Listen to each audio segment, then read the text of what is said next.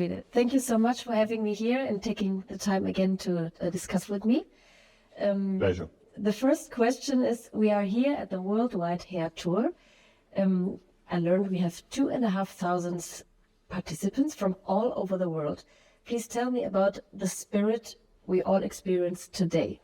Well, you should tell me the spirit from your perspective, but from my perspective, after having seen many, today I was really pleased. I see that the community is alive and participating, and actually after many years of these events, I think we fine-tuned the culture of DAVINES as a company came out very clearly. All the groups they showed incredible creativity, but in the same time, there is a fil rouge with all the different groups when it comes to the culture and the blend of creativity, sustainability, beauty, ethics, and kindness. That is a bit, I think, different in the beauty industry. Sometimes is driven by superficiality, is driven by shortcuts, is driven by culture of the moment. But in DAVINES, we are maybe because we're a family business, it's more long term.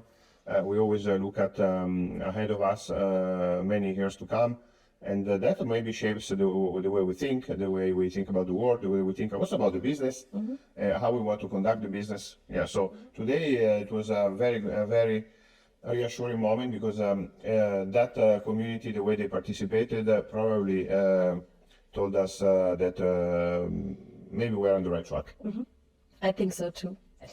And I had the chance to visit the office in Düsseldorf, very new built office. What are your plans for this special space? I mean, is it a kind of an education thing? How do you want to use this? Yeah, well, Düsseldorf house of DAVINES has been the last one.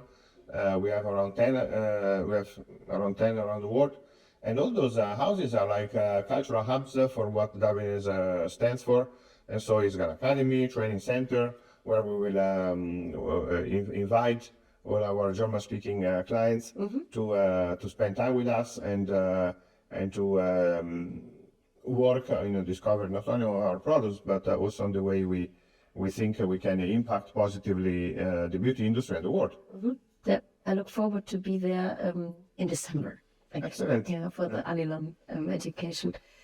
My last question, because I should stick to the question I was told. Sustainability. That's not the question. Okay. Sustainability is obviously your main topic. Please just mention a few upcoming projects for the next 12-15 months. What are we expecting?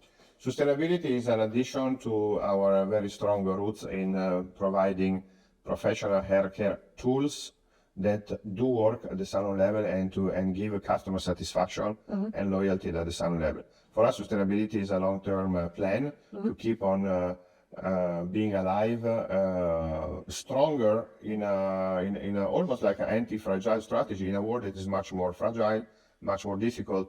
The only way for us that we see our possibility to grow is through a strong strategy of sustainability that is based on 20 projects on decarbonization, 10 projects on circularity, projects on water, and also project on biodiversity. So all those projects allow us to forecast the possibility to grow the economically, financially, economically the company, the turnover, but in the same time through a mechanism of decoupling to reduce our CO2 emissions by and almost cutting them in half in 2030. That is our new 5-year plan. That is not anymore only a 5-year plan based on sales and number of pieces, but it's also a 5-year plan based on our ecological and social footprint. I think that nowadays everybody is talking about sustainability. I mean, it's a trend since a few years. So I can imagine. In Germany since 50 years, Yeah. because we have Grüne Punkt, 1970? Yeah, but I think that only since the last few years, everybody is like doing a green card thing for communication. So I imagine when you started 25 years ago with your idea in mind, how hard was it to explain to maybe a manager that we need to stick to these kind of targets and not only the numbers and the turnovers, and you know what I mean? Yeah, it's as hard as today because before there was not so much. Before it was the beginning, it was more an intuition, and then we are learning about measuring. It has always been a learning. So now, after 20, 25 years, things are getting not better. The world is getting more complicated, more fragile. So now we need to raise the bar. Now we even have more legislations, more and more legislation. And to be honest, I'm not upset about this. I think they should be even more, I think. But of course, the world is complicated because Europe is one world. Then you go to America. I was at the New York Climate Week the week after, and you realize that America is already a different world. And then you have, I'm talking about mature market like North America and Europe. So North America, I think, is much behind us in Europe. And then you have all the emerging markets between Asia, Latin America, Middle East. That's a different world. So I'm not saying that, but Europe, I think, because we are supposed to be the more wise region in the world, we are supposed to be the one that have more wisdom.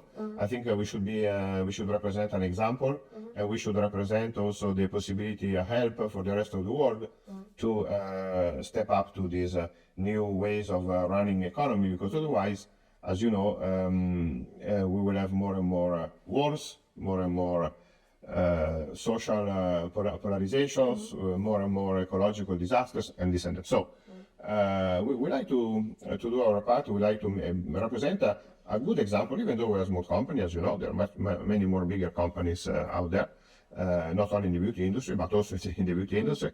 And through our journey, we want to really, and actually there are many occasions that tell us that yes, many companies, they take us as an example. For example, we even created a Be Called Beauty Coalition. Now we are 100 beauty companies in the beauty coalition. Only those beauty companies represent only 2% of the whole beauty business. But we want to be the good example for the beauty industry and also outside to have a hope for a better world.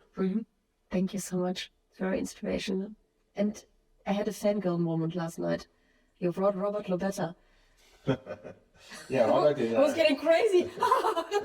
Yeah, Robert, incredible history. Oh my goodness. Incredible track record. I remember when I started in the 90s, was my god, kind of. Because of him, I studied fashion design.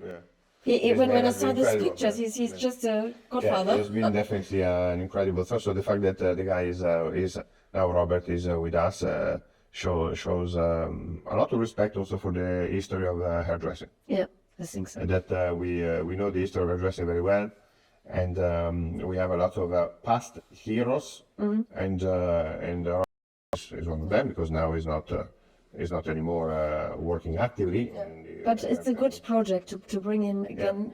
Yeah. Also because he still is a visionary. For example, something that he told me recently that with all those changes in the hair industry is a suggestion that he made for the industry recently. Hairdressers have to really invest in creating beauty spaces, in creating beautiful salons, beautiful spaces for people to come and rejuvenate in beauty. And this is what we are trying to do with our DAVINES houses around the world. Davide, thank you so much. Thank you, Peter. I appreciate a lot that you came to spend some time with us.